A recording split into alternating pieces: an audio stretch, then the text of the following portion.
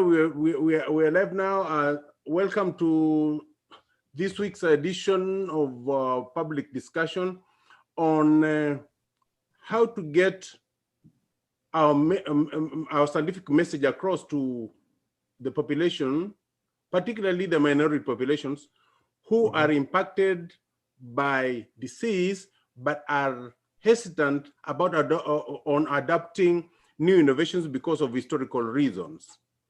So today we are going to discuss particularly the messaging that is required such that we can be able to get the message across that COVID-19 vaccination is safe, can do the job, and that it was not made or researched for harmful reasons. And with us today is Dr. Joshua and Pastor Morgan Ikonne. They are experts in their field. I will not do justice by introducing them, so I will let Pastor Ikonne go first. 1 minute, introduce yourself, and then we go to Dr. Joshua, introduce yourself, and then we go ahead and have a discussion on how we can get particularly African immigrants and Black people to trust biomedical research innovations.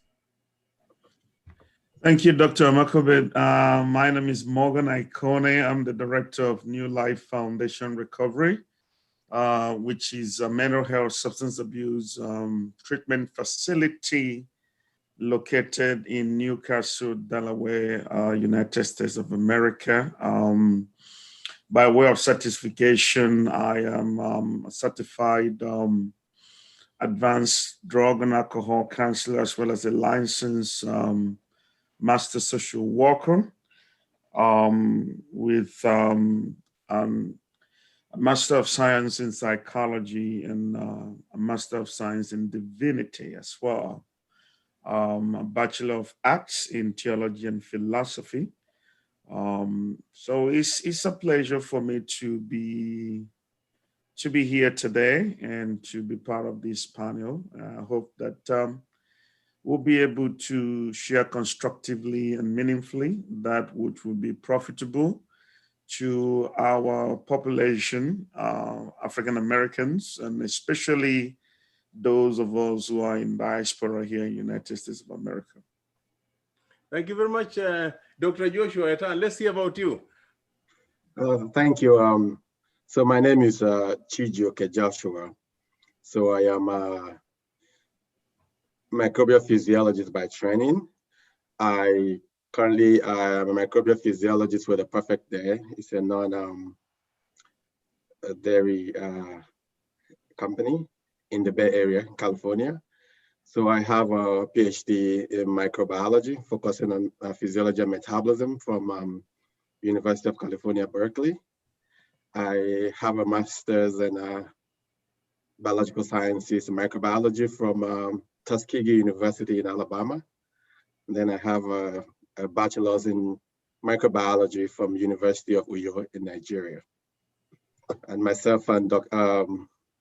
Ikonne, we were high school classmates.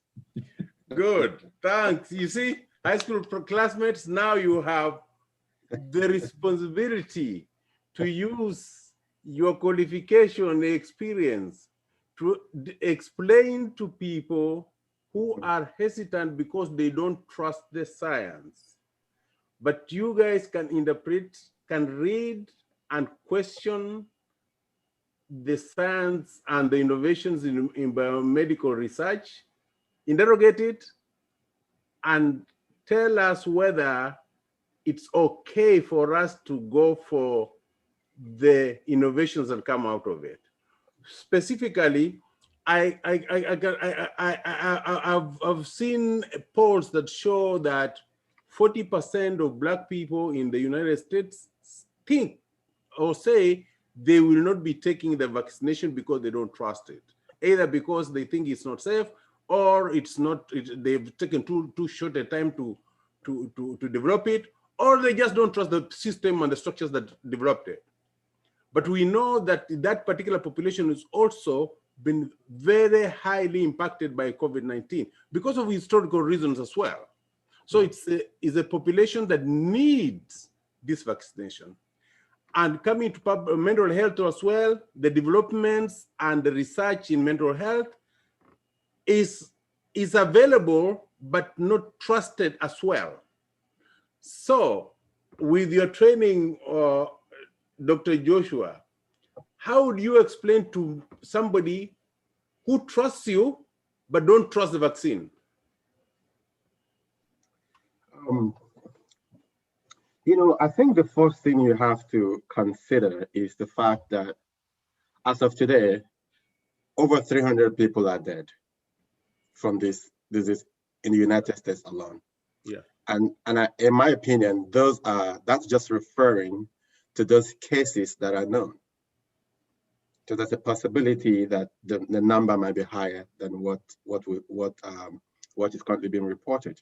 Yeah. So the fact that you have real people dying, number one, is cause for concern. And if we don't do anything to stop that from happening, then I don't think we're helping anybody. So for me, that's the first thing I'm going to point out to anybody before I even start thinking about what is the science. This is a real problem, and we've suffered even economic hardship for the past year from lockdown that associated with this virus infection. So those are all tangible things that we can see. You know, some people have been in denial of this, that this is real. Mm-hmm. And I could see in the early days of March, April, May, people saying, oh, but this may not be real. But right now, every person here in the United States at least has come close to people who have been impacted by this virus. So it should be taken seriously. Okay. Pastor Ikonne, you see the same question in the sense that this is a real problem. We have accepted that this is a real problem. Both COVID-19 and mental health are really problems. Okay. The challenge here is the solutions that are available are being provided by organizations, structures, and processes that are not trusted by the people who should receive them.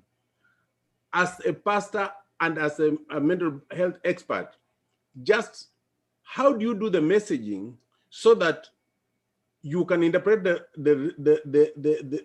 scientific and the information available so that you can be able to carry the people, the 40% who are in doubt?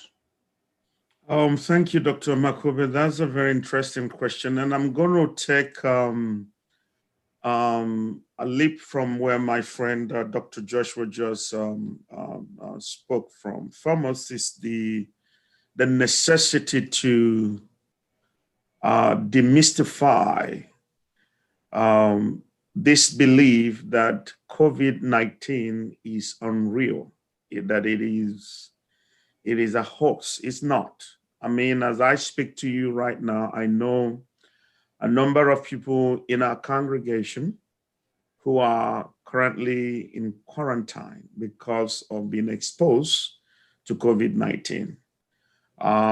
From pastoral point of view, I know the toil and the difficulty associated with having to restructure your day-to-day ministry engagements to accommodate the fact that this is real. So we got to demystify that, because until people accept the reality of it, the messaging is not going to do any good.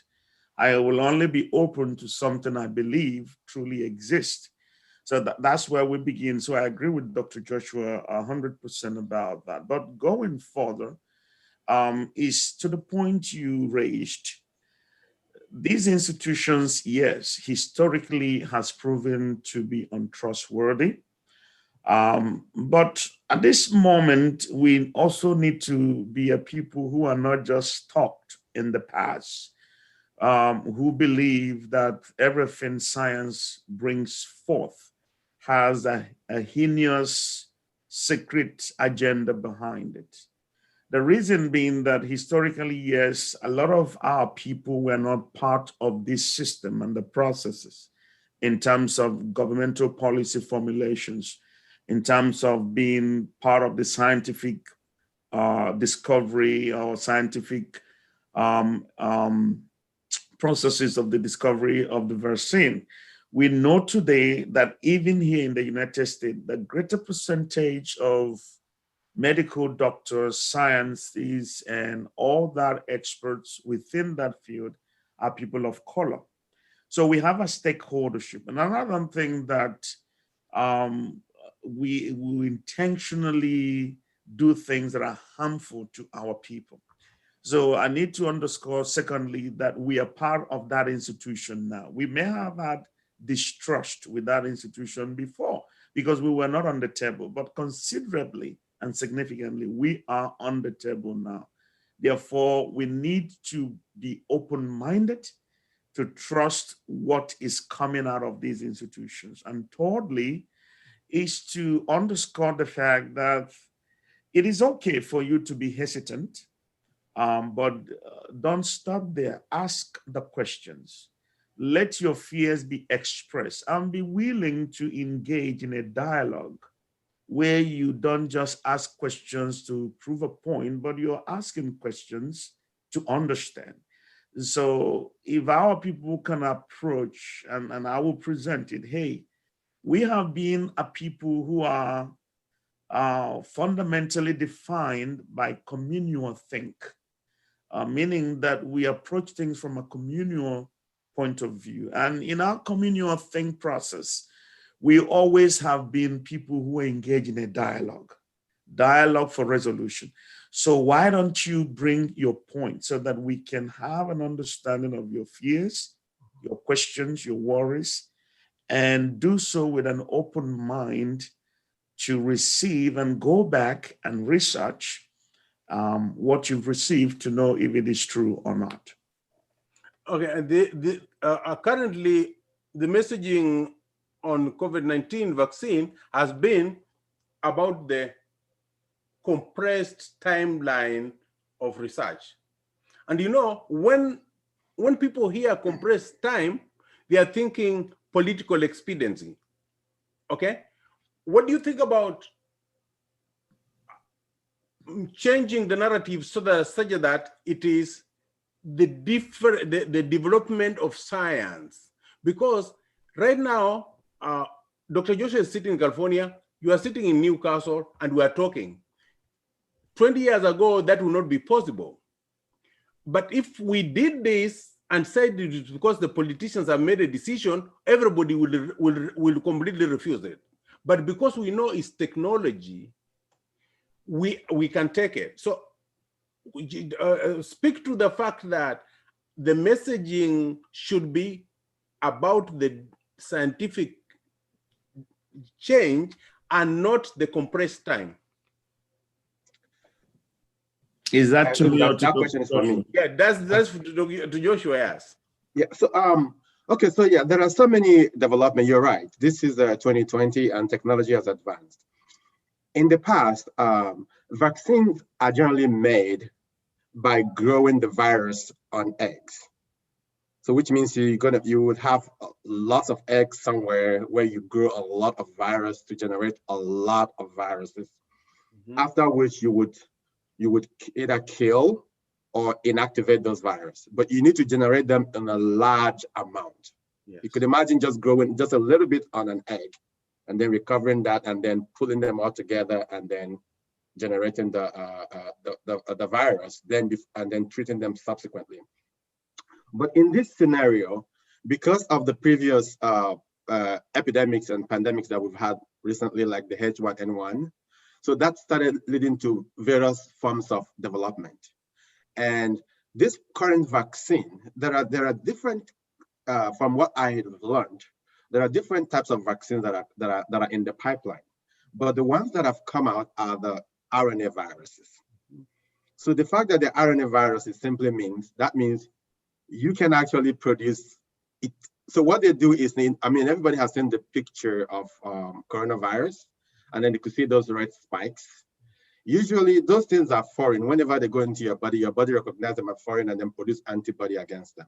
So what these vaccines are doing, because we know the genetic code of these viruses, of this virus, what we did was you produce the RNA, the messenger RNA, which is what every cells in the body, which is what the virus makes your body to do, to produce that for itself. So now we're only introducing that only RNA for that aspect of the protein code.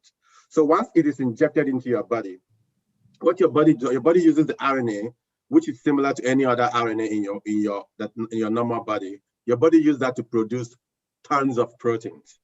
And then once the body produces that tons of proteins, so technically your body is now beginning to see the protein that you would have seen if the actual virus had come into your body, and then your body will produce protein. But RNA is not stable. As soon as it goes there, it degrades really, really fast, which is why these vaccines need to be kept at high, very cold temperature. Because if you don't keep them at cold temperature, the RNA is just going to degrade, and then there'll be nothing there. So it's actually really, really safe. But there's been a lot of testing, various stages of testing that is being, that the companies have gone through with multiple people, which FDA have gone through with independent panel to review and approve that the efficacy that the companies are reporting is actually very, very true. So this is more, I know it sounds very technical, but so that is why this vaccine has gone very, very, very fast, because you can produce RNA very, very rapidly compared to growing the virus on chicken. So basically, it is not the politicians who made sure that this vaccine is being produced very fast. It is the scientists. It is the scientists who should get credit. And it's also the fact that they are basing on basic research that has been going on for a long time. It didn't start yesterday. The problem we have with the messaging currently, when people look at it, when somebody goes to Twitter, it seems like when the vaccine, the virus came in March, and the politicians said, on your mark, start. And then later they start saying, this thing takes 12 years, now we've done it in 2 months. That creates a problem in the minds of the unscientific mind, thinking they took shortcuts. This cannot be a good thing. Pastor Morgan, now you normally deliver on faith. We need you to deliver this message on the people that we had the basic research from a long time. Is a big body of knowledge that we had, and we build on it. It's not because we cut corners for the 12 years that normally take a vaccine to be developed, but because we had the body, we just had to develop the vaccine. I think Dr. Amakobe, Dr. Joshua kind of did the very simplistic explanation of these, and my challenge is this: when it comes to the faith community, especially the Christian faith community, of which and to which I am a part of, it is not just the politicization that has gone on by various newslets and news media organizations, but also it is the unproven and unjustifiable propounding that most faith organization leaderships are getting out there. I was watching some guy in Tennessee telling his parishioners that they should never take it because it is this, it is that, it's the other. So I will begin by saying that faith leaders, please, we need to desist from being anti-science, and we need to desist from stating things that we don't have proof for. We also need to desist from being so politically inclined that whatever our political persuasions are and whatever our political aspirations may be becomes what informs our approach to public health measures. Science in itself is of God. Ingenuity is of God, and we know that. So to talk to people of faith and within this community, the foremost thing I will establish to them is this: if you have faith that God is in you and that he protects you, you should be able to have faith also that those who were saddled with the responsibility over time of looking into and researching into vaccine manufacturing have done so within observable and practicable safe limits of science. So there is no cutting of corners here. Within FDA and CDC are people of faith. Everybody there is not, as supposedly many people are making people to believe, are agents of the Antichrist. No, there are scientists who are part of this process who are people of faith. So you need to give that allowance in your thought process. The second thing is that you need to also go back to history to find out that every time that the church or the faith community has stood against certain innovations, we end up being at the receiving end of it in a negative way. Take, for example, when the measles vaccine came out, when HIV stuff came out, when all of these vaccines came out, many people of faith stood against it. But a lot of lives were lost. But when people started buying into it, people's lives are saved. So we need to look back and ask ourselves, all these things that we tend to have believed in the past, did it prove to be what it is or not? So if it proved not to be what people were saying, then it was. Why should you buy into this lie right now? If for your faith persuasion, you don't want to take the virus, that's okay. That's within your legal right and your faith right to do so. But don't be espousing lies and on falsehood because you just want to make a political statement. So I think that that is important. And on a final note, my messaging will be this. For those of us who espouse to a certain element of the Christian faith, evangelicals, we believe in what we call that the Holy Spirit lives in us.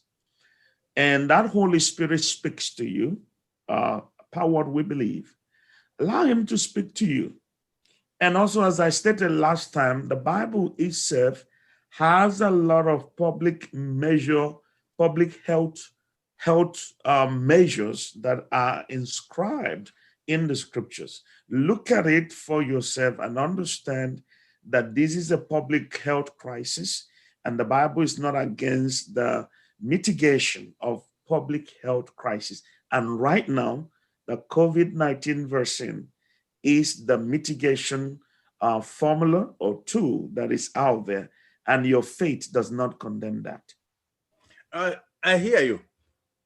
Dr. Joshua, when you sit in the lab where you work, you are a doctor, you have a PhD in your field, right? Yeah. Do you think that from a personal point of view, you can develop something and put it out on the market when you know that it's going to affect a Black person adversely? No, I mean, that is unthinkable, right? That's unthinkable. Yeah, I mean, that's unthinkable. Because the vaccine that came out, I read that the American embassy in Nigeria congratulating Nigerian scientists for helping in developing that vaccine, right? So, and then we had two Turkish immigrants developing that vaccine too.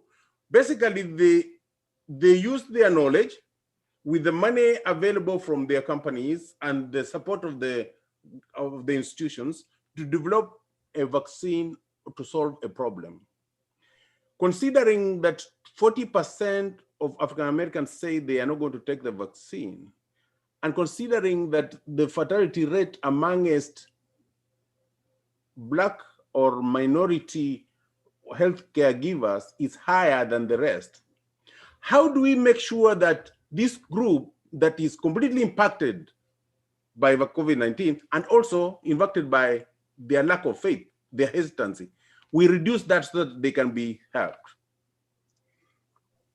You know, I think when people have, I think Ikonne will speak more to this, when people have fear, genuine fear, I'm not talking about politically driven fear, genuine fear. People have a reason. People have the right to have that fear. Yeah. And I'm sure part of what we're doing here is also to help them bring down that fear.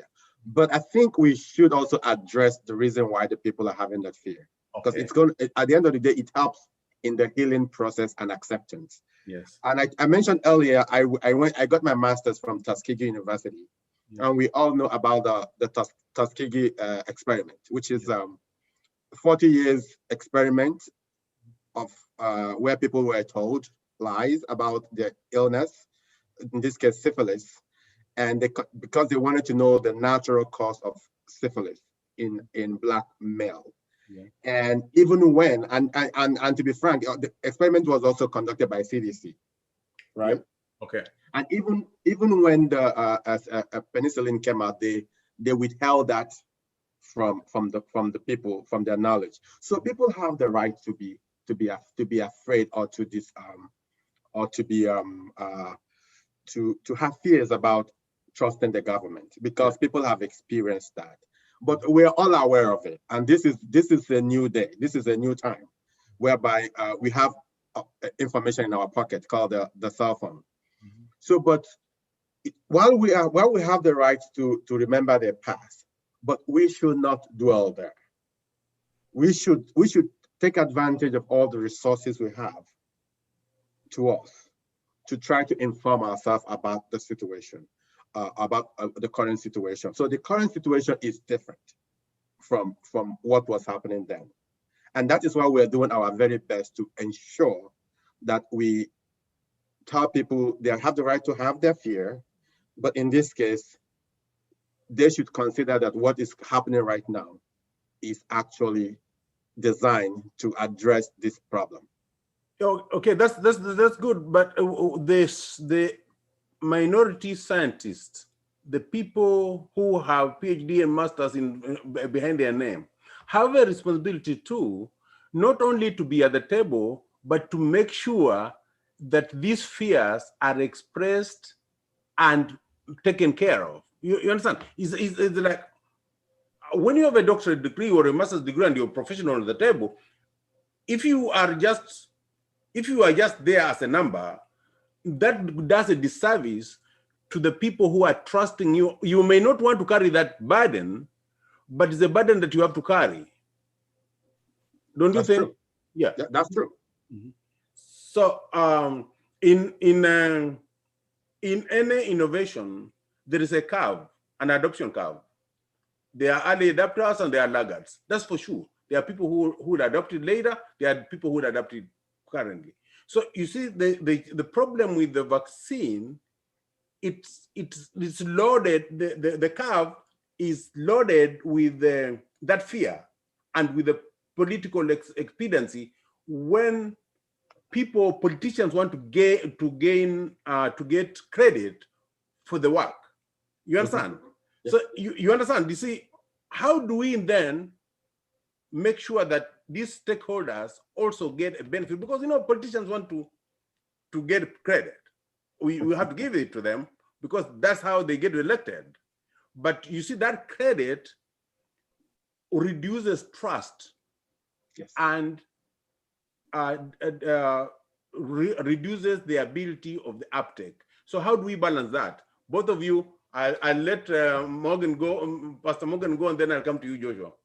How do we balance the fact that politicians need to get credit for the development of vaccine or innovation, okay?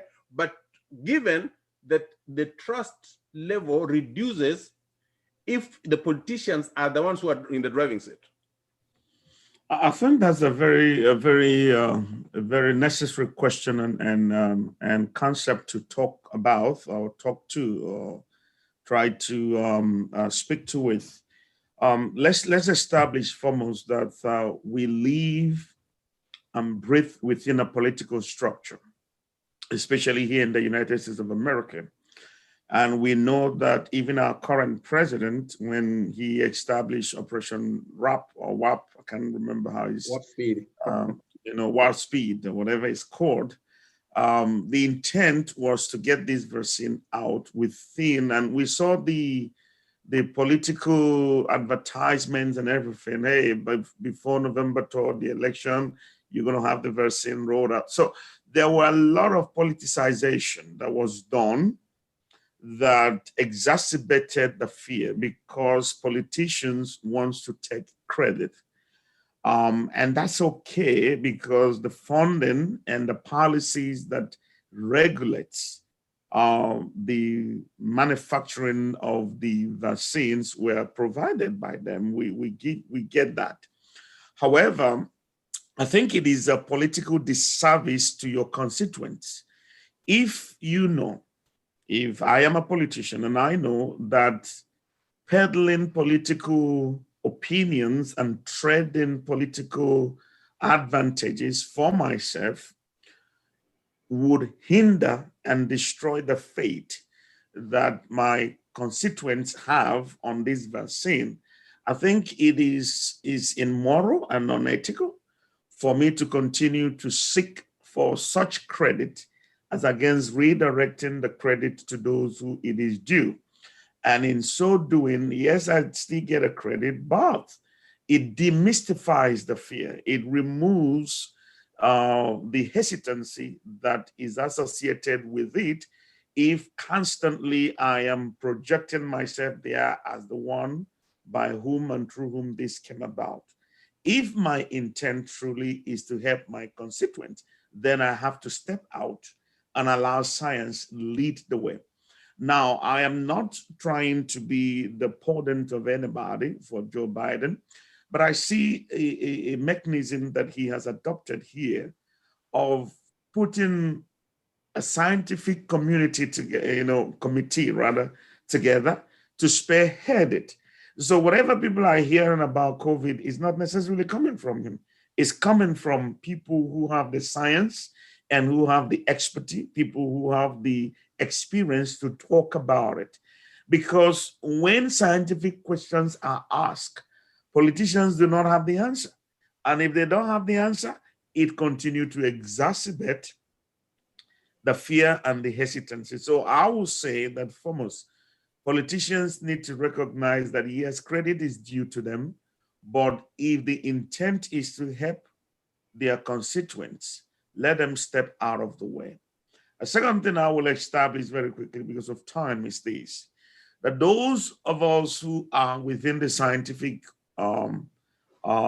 field needs to become advocates within our communities. We should not wait to be called upon. Each one of us have communities of interaction.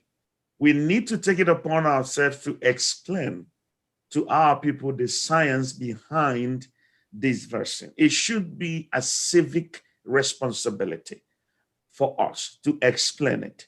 And secondly, for us to lend our voice to the demystification of the process involved and the fears that are associated with it. And I agree with Dr. Joshua completely that everybody has the right to be hesitant and afraid, but we don't just stop there. We will need those of us who know what this has been all about, who our people can listen to, and who they trust, not the politician. They trust you because they know you. They trust you because you've been with them. They trust you because you stayed consistent. Let it become our civic responsibility to speak up and to share what we know about this vaccine. I think it will help. Dr. Joshua, this is going to be tough for you because you know what? Politicians fund, you understand, fund all these projects, right? Yeah. And they need credit. Mm-hmm. Even in the organization where you work, when you are doing a technical project, you will need to go to finance, and those finance people are just crunching numbers. So how do we balance the need for them to take credit and our need to make sure that the message goes out to the public or to our communities that this is not driven by money, by politics, but driven by science? Yes, I think both of you are correct. Politicians you need to give credit to whom credit is due. Mm-hmm. But for the general public, my recommendation would be that you try to find a scientist that's providing information about this current situation that you trust. If I have to give one recommendation, that would be, I would just say, listen to whatever Dr. Fauci says. Because he's somebody that throughout this experience he has walked this fine line of not interfering with the politicians trying to take their credit, but also not falling to trying to tell them what they want to hear. So Dr. Fauci will tell you what he knows as at that time. Sometimes I think he has been accused of saying something in the past that has changed. And yes, because this is a new disease, we don't know what it is. We are learning every day. And Dr. Fauci, whenever something changes, he will tell you based on what we know today, which is different from what we know yesterday. And that's exactly how science works. Science works in a structured way. You know, things can change. What you say today might be proven wrong tomorrow. As a scientist, you are ethically obligated to state that. Once something you believe today changes tomorrow, you have to state that has changed. And that is why, if I'm going to give a recommendation, that would be listen to whatever Dr. Fauci says, and also listen from your local news. Listen to the doctors and nurses that are treating COVID patients in your local area, from your local news. Listen to those guys, whatever they tell you, follow them, because they tell you those are the people in the forefront, in the forefront of this war, and they are telling you right from direct experience. So those two would be my recommendation. But you have to give politicians their credit, but listen to the scientists and the doctors. That is true for us who live in the States, okay? But also we have dual responsibility to our old countries. And all of us must be in some groups with our old countrymen, and sometimes the things they say set your hair on fire. But how do we listen to their concerns? You know, the concerns of African Americans and Black and minority people in the US is different from the concerns of Africans on the continent. The Africans on the continent seem to have a view that they are going to be continuously be guinea pigs, and we, speaking from the US, have been compromised such that we are only saying the things that we are told to say. How do we address it? Because in as much as I like to defend and protect the people around me, my nuclear family, and the people around me in the United States, I am worried about my brother, my cousin, who somebody dies of COVID-19, they go to the funeral, and then the next person is dead again. They go to the funeral, everybody's congregating, and they don't seem to believe that COVID-19 is there. And after they realize they're dying, they don't believe that the vaccine will do anything. How do we address that? That is also happen to be our problem. To you, Pastor. Okay, let's start with Joshua. Joshua, you're speaking. Yes. Yeah, you know, that's a big challenge, because we know from where we came from, superstition is supreme. Yes. Most things that happen over there is sometimes not based on reality, and it's based on culture. I can understand that, but it also boils down from governance, leadership. I mean, when you lock people down and you don't provide them with resources, people are going to stop. They're going to stop believing, even though if that's the real, they're going to tell you that they don't want to believe it. Yes. But I'm going to give an example. Something happened earlier. I think that was when I was still in Nigeria, early 2000, I think around 2000, when the governor of Kano State in Nigeria banned polio vaccine. Yeah. Oh, okay. And I hope I'm remember. I think it's polio vaccine, and then cases of polio started going up in Kano. I mean, it's just a simple math, you know. But I don't know how to. But I do my best. Even when I belong to groups where people communicate. You do our best, you know. Sometimes it helps to listen, especially when you're far away, and try to let them lead the way. People at home to lead the way, so that it does not look like you are imposing your knowledge, what you've been told on them. But you know, it's all about everything in life is about timing. So sometimes you don't have to like argue all the time, but sometimes you just have to wait for the right moment to provide information that you think is important. Yes. The point here is, Pastor Morgan, I'm coming to you, but the point is, if somebody is so in one of those groups is completely bent on spreading conspiracy theories that are completely debunked, but you know, it is out there. It's already out there. If somebody is lying, whether you tell them that they are not speaking the truth, but some people have heard it, right? The problem is, how do we make sure that the right information is getting out and believed? Because we need to make sure, because we need to get 70% of the people vaccinated to be able to make sure that this pandemic ends. If we let the falsehood continue, including the traditional beliefs too, then we got a problem. Pastor Ikonne, what do you think? I think this is a very important question and something to really, and I agree with Dr. Joshua about the challenge of superstition. But also we should understand that Africa as a continent has evolved. People are quite knowledgeable today. Technology is still making a heavy inroad into Africa. So people have many ways of sourcing their news and information beyond their locality and all that. But the challenge stems from our community think, which is an ideology that what we generally believe as a community is what everybody should believe about this issue. But the advantage to that is that the community think can elevate community leaders to the position of trust, where if they step up and speak to the same issue in a truthful way, their communities are more likely to listen to it. I give you an example.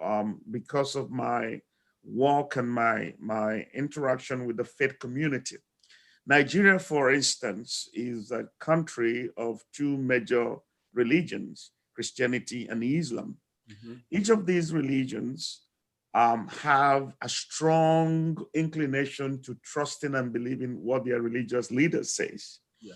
Therefore, to properly get our people back home to buy into this vaccine, we need to find ways to engage with those leaders within their communities whom they still have a trust for, not necessarily their government, because I will tell you 8 out of 10 people in my own country, his own country, Dr. Joshua, don't believe in the government of the day because of corruption. So, but those of them who go to faith houses of worship, they believe their pastors, they believe their imams. They will do whatever their imams and their pastors are asking them. So I think that World Health Organization and every other agency responsible for ensuring that this virus is stamped out needs to engage with faith community leaders, as well as engage with governmental agencies. But above all things is to also understand that failure to engage with these community leaders and governmental leaders who are trustworthy in African continent will ensure the continuity of the spread of this virus. This world is so interconnected that if you deal with the virus here, and from the data present, even those who have contracted COVID and got through it, they are being still suggested to take the vaccine because they don't know this is a new virus. Nobody really have understood all the intricate complexity of it. So I think that is one thing that we need to do. The other thing we need to do, and very quickly, is that those of us here in diaspora needs to engage in community sensitization. Whatever groups we belong to home, we need to raise this questions and hear what their challenge, because they are on ground, they know, they hear. Let's hear them first. I agree with Dr. Joshua. Let's hear them first. And when we hear them, we can process and find examples. He just cited an example that happened in northern Nigeria when the governor insisted that, this vaccine needs to be stopped. And instantly, the death toll started rising. So there are historical instances that we can leverage and say, okay, we hear you, but look back. When this happened and this happened, didn't you see this? Because our people are people of tangibility. They want to be sure that they can touch it, feel it before they believe it. So if there are correlative experiences to which they can believe in the past, it will help to elevate their trust in this. But we got to stay engaged. The evangelical church movement in the United States has a disappropriate influence to the churches in Africa.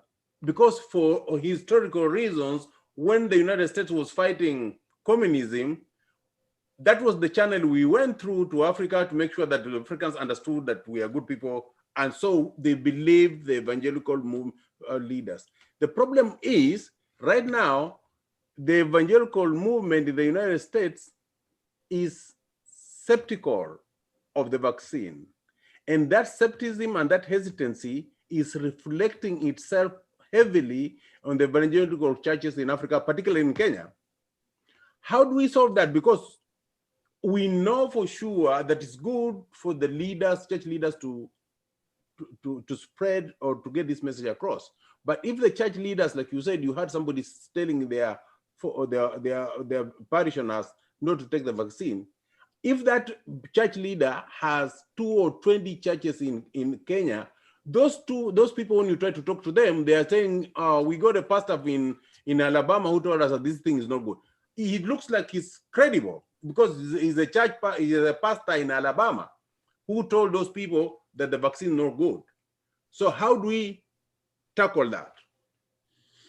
I think that's a major challenge, and that's my concern. If there have been anything that has given me a lot of concern, is the politicization of the church in America.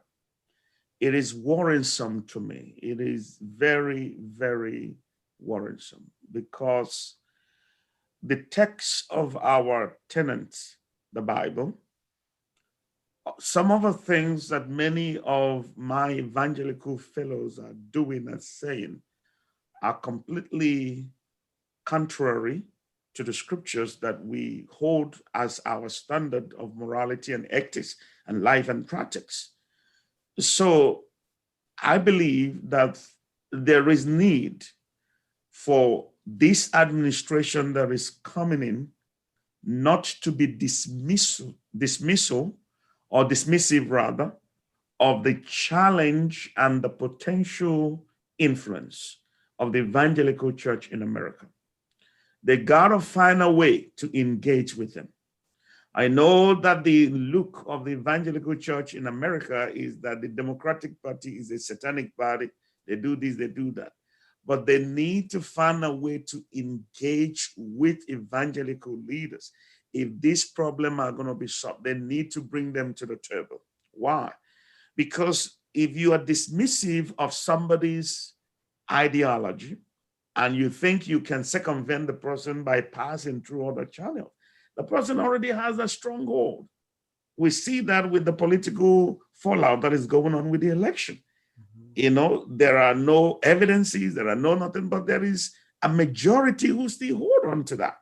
So I will encourage this administration to find a way to engage with the evangelical leaders of America. That's number one. Number two, whoever is going to be their liaison person for African continent has to be somebody who is inclined evangelically in doctrine and in practice, who can be able to convey a message in language and context that is understandable by the African parishioners who are back home. If you send somebody who cannot do that, that's a wasted effort. So those are two things that they need to pursue concurrently. And finally is that those of us who are evangelicals from African continent or of the African descent, we need to devote ourselves of being so partisan, politically involved. Our people will die. Our people are dying. For goodness sake, the gospel is about redeeming life, saving people, making the best for people's life. If that is the very heart of the gospel, the question is, if Christ was here today, will he be this politically involved as we are? And if the answer is no, then don't do that. So we need to understand what is at stake here. You may be in your ivory tower in America, but you have a nephew, a cousin, a relative who will die of COVID-19 if you don't speak truth and speak it in the context and the language that they can understand. Dr. Joshua, this is complicated, as I said. No, any innovation has that curve, okay? As I said, there are early adopters. We know that if it came in, there would be people who would go in straight be in line, and then there would be those who would wait and see what happens, the late adopters, okay? That's for technology, that's okay, that's what we accept. But how do we shorten that curve? Let's try to imagine that the political baggage would be done with and the hesitance will be done with. How do we make sure that the adoption curve is flattened so that we have that 70% vaccination in Africa and among the minorities in the US? Information is the key. As we should not do any of this thing in the cover of darkness. Everything should be publicized.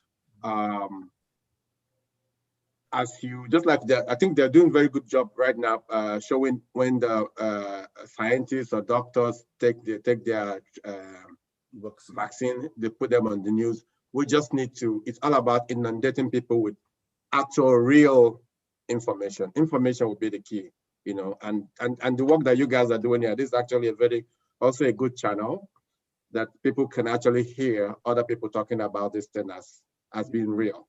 People might relate to that more. So you guys are doing a good job with this forum. We are happy you came to join us. We are praying that you stay with us because we intend to continually do this. Because if 2, 3, 4, 20 people hear this and take the vaccine and are saved from the COVID-19 and also get mental health help, we will have achieved our objective.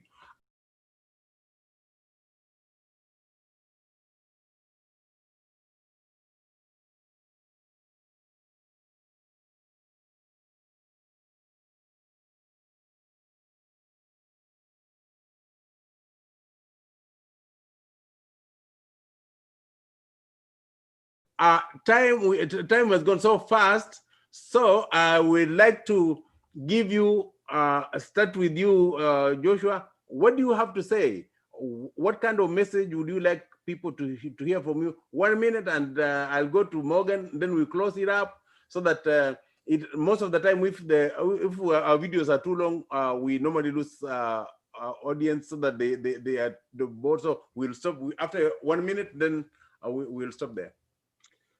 So only thing I'm going to have to say is COVID-19 is real.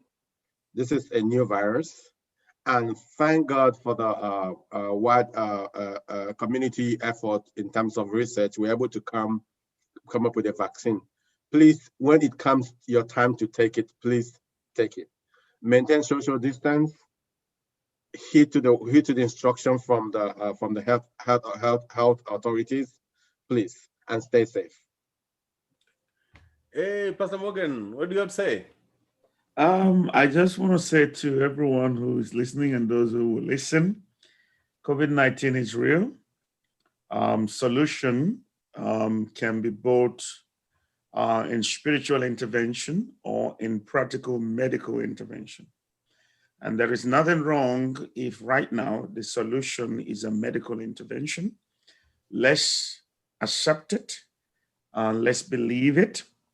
Let's continue to practice common sense hygiene, wash your hands, social distance, wear your mask, and above all things, be your brother's keeper and do what is right. If you're a person of faith, do what your faith has prescribed that you should do. Love your neighbor as yourself. Thank you. Thank you very much for this. That's been the end of this week's discussion. As the panelists have said, we have a community responsibility to ourselves and to our communities. Please, even if you can ride out this vaccine, virus yourself, your neighbor may not be able to ride it. So take care of them. Thank you very much. We'll see you in the next one. Thank you. You are welcome.